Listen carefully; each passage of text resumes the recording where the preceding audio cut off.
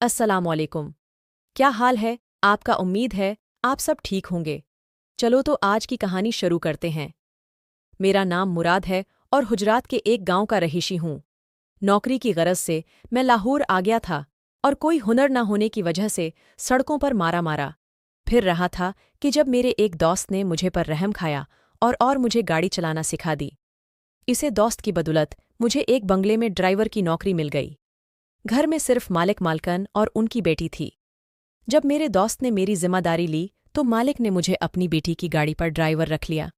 मालिक की बेटी एक बड़े कॉलेज में पढ़ती थी और मैं इसकी गाड़ी चलाया करता था। रोज सुबह उसे कॉलेज छोड़ता और वापसी में कॉलेज से लेकर बंगले में पहुंचाता। अक्सर वो शाम में अपने दोस्तों की तरफ निकल जाती तो मैं ही उसे लाने ले जाने का काम करता। एक गांव वाला होने की वजह से मैं इज्जत के मामले में बहुत ही ज्यादा हसास था।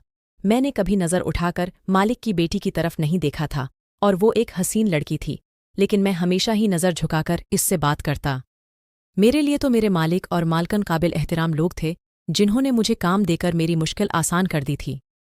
मैं मालकन और मालिक से बहुत ज्यादा अकीदत रखता था क्योंकि वो दोनों ही बहुत नेक थे।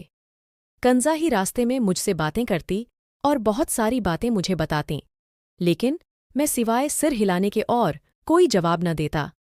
वो बला वजह की ज़हीन थीं और हर क्लास में अव्वल आती थीं। कंजा बीबी मुंह में सोने का नवाला लेकर पैदा हुई थीं। मालिक उनकी हर बात फौरन ही पूरी कर देते। कंजा बीबी ने नई गाड़ी की फरमाइश की तो मालिक ने फौरन ही उन्हें नई गाड़ी खरीद कर दे दी।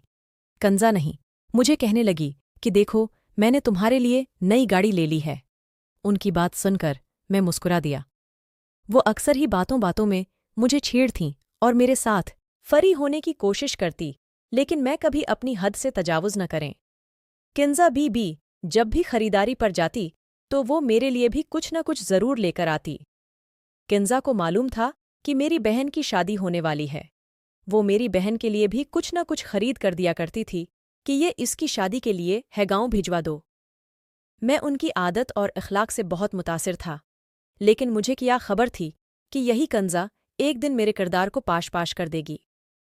कंजा की कम उम्री में ही शादी हो गई थी और वो शादीशुदा होकर अपनी खाला के घर जाने वाली थी। कंजा गाड़ी में अक्सर ही फ़ोन पर अपने दोस्तों से बातें कर रही होती, जिसमें उनके मंगेतर का भी कहीं ना कहीं नाम आता, लेकिन मैं कभी उनकी बात सुनने की कोशिश नहीं करता और अपना ध्यान इधर उधर लगाए रखता।